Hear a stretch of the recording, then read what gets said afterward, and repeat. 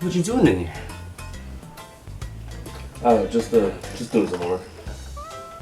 Really? Looks like you're playing a game to me. It's for my media class. Video games are actually a very good way to spread information, believe it or not. Interesting. Well, wouldn't an article or lecture or just a regular video work better than that? Here, let me explain. Video games are usually seen as childish ways to pass or waste time, but that's a very short-minded way of thinking and is actually very incorrect. Video games can actually be an effective medium to share information, produce a multitude of emotions like empathy, and teach lessons with underlining messages to all ages in an easily digestible way through the use of interactivity. A good example of this is the game Detroit Become Human. The game takes place in a futuristic world where humans have created androids that help them with everyday tasks and jobs. Some people, however, hate these androids and are extremely bigoted and violent towards them, pushing them around, segregating them, and protesting against them having the right to have jobs. In this game, there are three main characters who are all androids. Marcus, who picks up packages for his owner, an elderly man who likes to paint, Kara, a housekeeper for an abusive dad and his younger daughter, and Connor, who is a cop. As time passes, each of them runs into a problem where they either have to follow their programming or break free and have the will to fight for their rights and freedom. The underlying message of this game is racism, as the androids are depicted as black people and other minorities in society.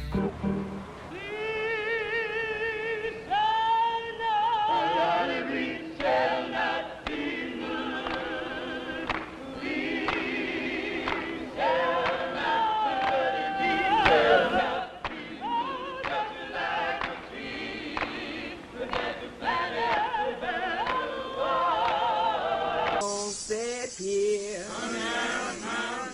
Sun gon' set here. Sun gon' set here.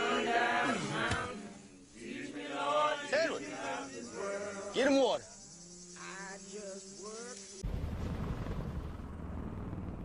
Hold on just a little while longer. Hold on just a little while longer.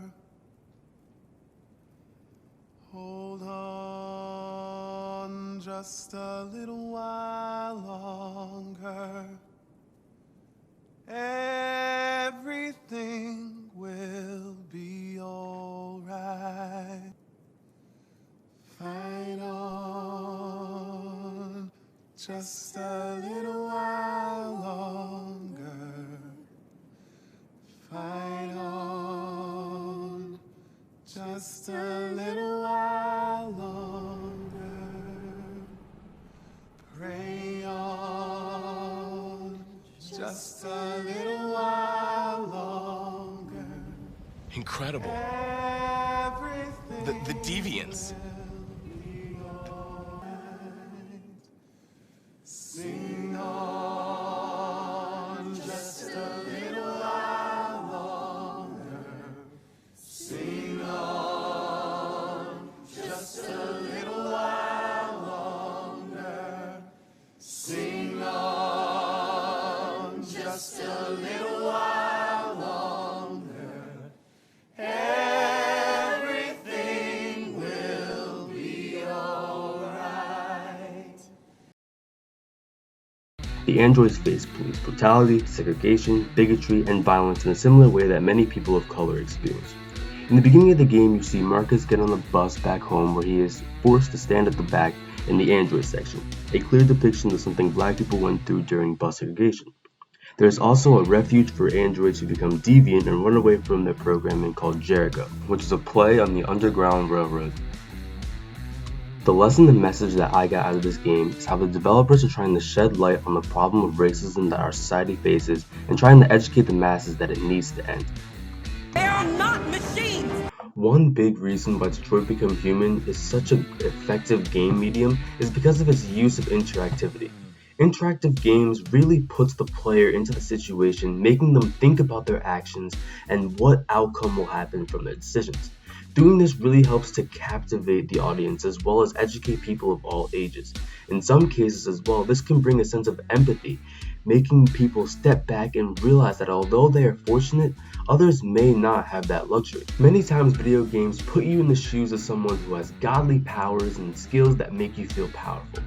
However, when you're trying to teach lessons and spread information, empathy by presenting a character who is weaker can actually be a good route to do that. A good example of a video game with interactive experience that spreads empathy is Depression Quest. Depression Quest is a reading interactive game where you are put into the shoes of someone who is depressed. Throughout each day, you get to a point where you have to make a choice, whether it's a work-related decision or a decision that's based on family and friends. You get a set of options to choose from, with some of them being crossed out. Now, these crossed out options are stuff that a normal person like you or I would think is an obvious way to go. However, because you are portraying a character who has mental health issues, it isn't that simple for them. Normal things like going to bed, getting out of bed, and hanging out with friends or loved ones aren't an easy thing for a person like this. When I played this game with my girlfriend, we both tried our best to give this character a better life, with her even connecting with some of the choices and options that are given in the game. On the bottom of each page, it tells you how depressed your character is and how your choices have affected them. In the end, it gives you a recap of the events that your characters have gone through and what they are like now, as well as a link for more information on depressed individuals. Now, most games, the point of playing is to get a happy ending and to win. However, with this game, it's more of the learning experience. The point was to put you in the shoes of a depressed person and experience what they're going through so that you can better understand and help someone like that. This game had you interact so that you could show empathy and learn more. Interactivity sucks you into the game and has a stronger effect than just sitting there reading an article or listening to a lecture, because you are truly there in the game.